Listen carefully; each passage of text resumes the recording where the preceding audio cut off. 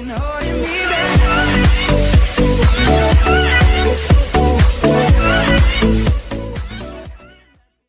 guys, this is the Malu Cuber, and today I'm going to show you how to solve a Rubik's Cube.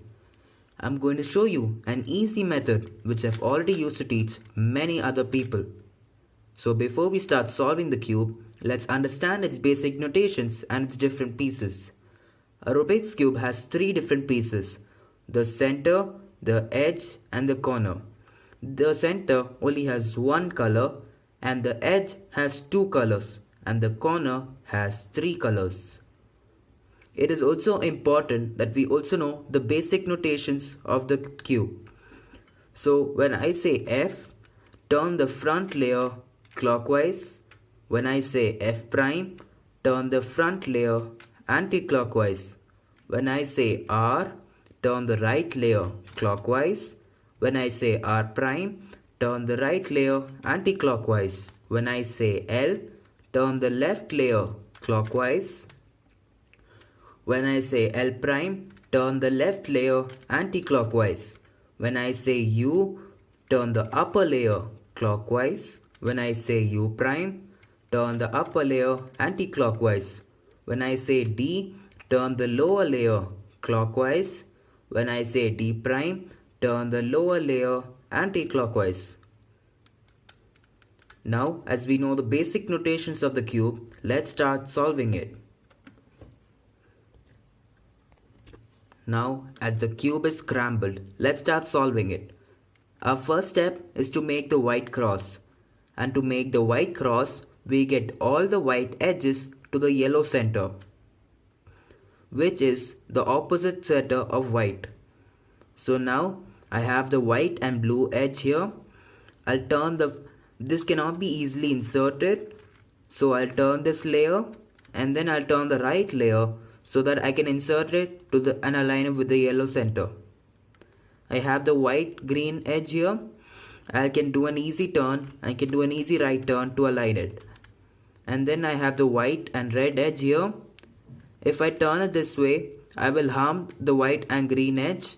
So I'll turn the top layer and then turn so that I align it with the yellow center and without disturbing any other edges. Now our last edge is the white and orange. I'll turn the upper layer twice so that I'll get a spot where no white edge is there, and I'll turn this layer twice. So now we've got all the four edges to the yellow center. So now we have to match each edge with its center by turning the top layer. So the white and orange edge, I'll turn the top layer to match it with the orange center. So right now I've matched it with the orange center. So I'll turn the front layer 180 degrees. We have to do the same with all the other edges. I have the white and red edge here. I'll turn it so that I match it with the red center. So now it's matched with the red center.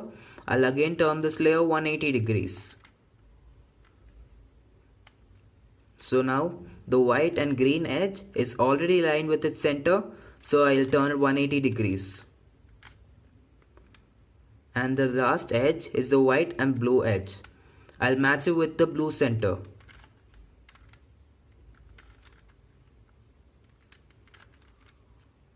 The white and blue edge is matched with the blue center, so I'll turn the front layer 180 degrees. So now as you can see, we have solved the cross with all the edges matched with its centers. Our next step is to solve the corners. So right now I have the white, orange and green corner here. So now we have to identify where each corner will go. The white, orange and green centers are here, so the corner will come here. We can identify where each corner will go with the help of its centers. We are supposed to keep the corner right below where it has to go. And we'll do a simple formula. That is R prime, D prime, R, D.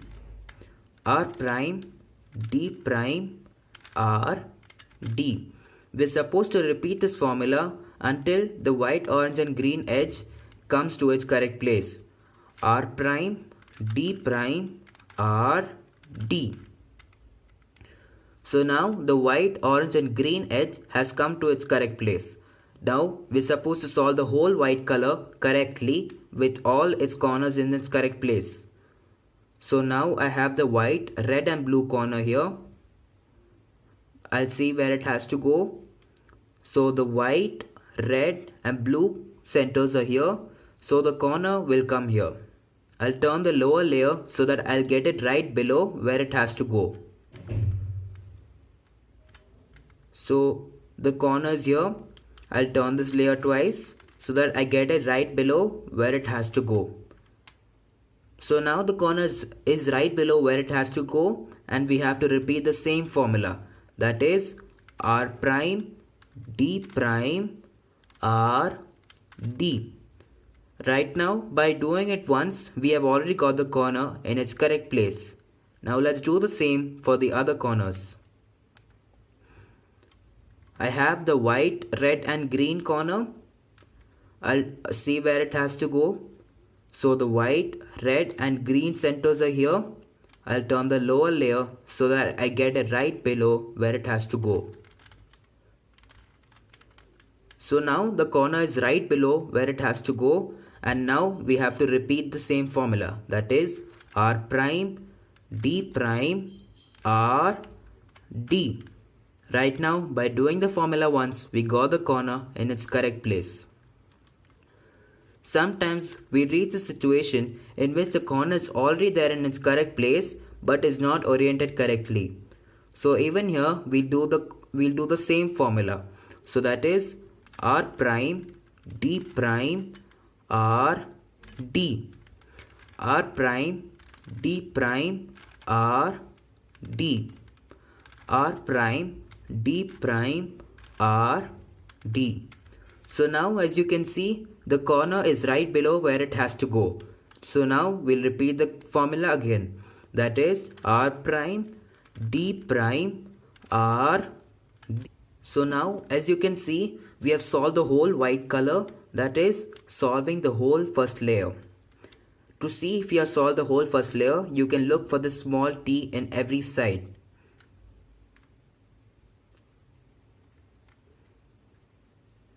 And now our next step is to solve the second layer, that is these four edges. The red and blue edge is here, so I have matched it with the red center. Now I'll see where it has to go. So the red and blue centers are here, so this edge will come to the left side. So that means I'll have to turn it away from where it has to go. And then I will simply take out this take out the white, red and blue corner out. By taking this out, I'll show the notations also. That is L prime, U prime, L, U. And now I will hold this layer with my right hand. And I will do the same thing. And I will just simply insert the corner over here. By doing it, R, U, R prime. And now as you can see, I've got the edge over here in its correct place. So now let's look for our second edge. I have the orange and green edge here. I'll match it with the orange center first and see where it has to go. So now this edge has to come to the left side. So I'll turn it away from where it has to go. And then I'll repeat the same thing. So that is, I'll first take I'll put the left layer up. I'll remove this corner, put the left layer back down. And then put the corner right above where it has to go. I'll change my holding position. And then I will put the right layer up.